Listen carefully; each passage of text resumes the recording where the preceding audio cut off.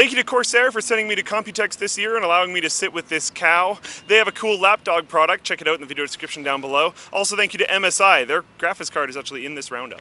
So basically, everyone's aftermarket custom GTX 1080 was leaked before Computex. So now that we're here in Taipei, there wasn't a ton to cover, especially because almost none of them actually released clock speeds. Talking about graphics cards without being able to talk about how fast they are is rather boring. So what we're going to do is like a graphics card gauntlet. We're going to go through every single manufacturer that I could find at Computex that had a custom GTX 1080 and cover what I found to be their main card. I'm not going to do things that are 2.5 slots. I'm not going to do things that are 3 slots. Just going to focus on their main, specifically 2-slot card. So let's go. So the first card we're going to check out is the Asus ROG Strix. This is an RGB card, so it is compatible with the Aura system of Asus products. So you can have it match the different colors of all the different components in your system, which is pretty sweet.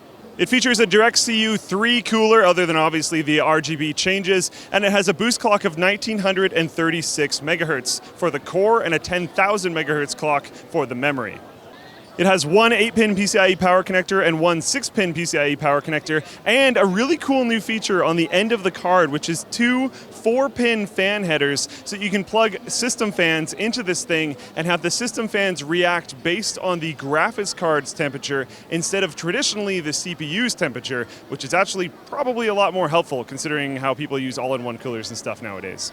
As expected, WindForce has returned in the form of a G1 gaming graphics card from Gigabyte, but it doesn't say WindForce anywhere on it. Never fear, it's still a WindForce card. There's just been some branding changes. The G1 Gaming has RGB LEDs on it, 16.8 million colors, but it does have some orange accents, although they are under the card in an area that most people won't see, so it might be okay in your case. There was also a bold move taken by only putting one 8-pin power connector where a lot of the other guys are putting 2. We'll have to see later on if that actually makes a difference in overclocking. We'll see with OC scanner and stuff, it might. Stay tuned for a video on overclocking GTX 1080s.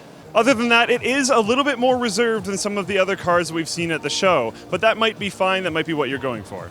Next up is MSI's Gaming X8G. It features a TwinFrozer 6 cooler, which has some differences in terms of the heat pipes. It has one 8mm heat pipe and 5 6mm heat pipes that feature a new flat-off squared design near the block so that it should have more surface area connection there. And it has new fins, which are slightly more curved as they go out on half of them. This card is clocked on the core at 1847 megahertz and on the memory at 10,108. For Zotac, I went with their AMP Edition graphics card. It has their Spectra RGB lighting on the front of the card. It features a really good, very clean looking backplate. In terms of fans, there are 2 of them. For heat pipes, you have 2 8mm heat pipes and 3 6mm heat pipes for a total of 5 overall. And a standard connectivity configuration of 3 DisplayPort 1.4 ports, 1 DVI-D port, and 1 HDMI 2.0 port. But I don't know anything about its clock speeds, unfortunately, as those won't be announced until after the show. Then we have Colorful, a brand that you may not be familiar with, but in certain parts of the world is freaking huge. Their card is the X-Top 8G GTX 1080. It has a turbo when you engage the button that is on the I/O plate of up to 1847 megahertz, and other than that has RGB lighting, a triple fan cooler, and a pretty cool looking backplate. Below those fans, there's a 1mm copper plate to transfer heat from the GPU up into the heat pipes. In terms of power, there's 2 8-pin PCIe power connectors giving you a total of 300 watts for the card. Next up is Galax with their EXOC GTX 1080. It has 2 fans, both of which are 100 millimeters. It has RGB lighting, just like seemingly everybody else. It has a metal backplate, but we actually can't see it because both of their cards are plastered against a wall, and that backplate will be user upgradable to an RGB backplate down the line. In terms of power, there's one 8-pin and one 6-pin PCIe power with a 6+2 power phase design. There's 2 8mm and 2 6mm heat pipes, and then in terms of clock speeds, I have no idea. There's no reported GPU clock speed or memory clock speed. Hopefully you guys will be able to find out in the next coming weeks as these cards are coming out pretty soon.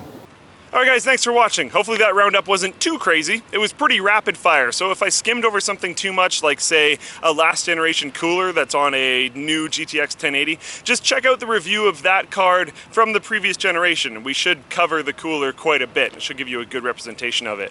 We should be getting more in-depth coverage of these cards as they show up in the office, including clock speeds and performance and all that kind of stuff, so stay tuned for that. Thank you to Corsair for bringing us here to Computex. Check out their lapdog in the video description down below. It lets you use a full-size keyboard and mouse to play games on the couch on your TV. Pretty cool setup. Also thank you to MSI. They've got their Asus X desktop and their own GTX 1080, which was in this video.